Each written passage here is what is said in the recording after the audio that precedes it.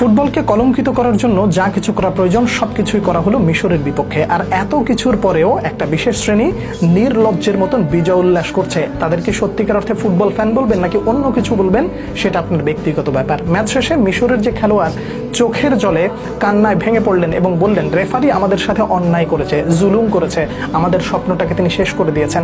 তার এই কথাগুলো কি একেবারেই অসত্য? একটু ডিকোড করার চেষ্টা করি। একই সাথে তিনি একটা কোরআনের আয়াত পড়েছেন, সেটা নিয়ে ভিডিওর শেষ অংশে একটু বলার চেষ্টা করব। প্রথমত, রেফারির যে সিদ্ধান্তটাকে বাংলাদেশের এক শ্রেণীর মানুষ ডিফেন্ড করছেন যে মোহাম্মদ সালাহর এই সিদ্ধান্তটা, অর্থাৎ সালাহকে যেভাবে ট্যাকেল করা হয়েছে ওটা পেনাল্টি ছিল না। পুরো ব্যাপারটাকে শুধুমাত্র এই একটা জায়গায় কুক্ষিগত করলে তো চলবে না, এবং পুরো বিষয়টা ভালো করে পার্ট বাই পার্ট একটু খুলে বলার চেষ্টা করছি, বোঝার চেষ্টা করেন।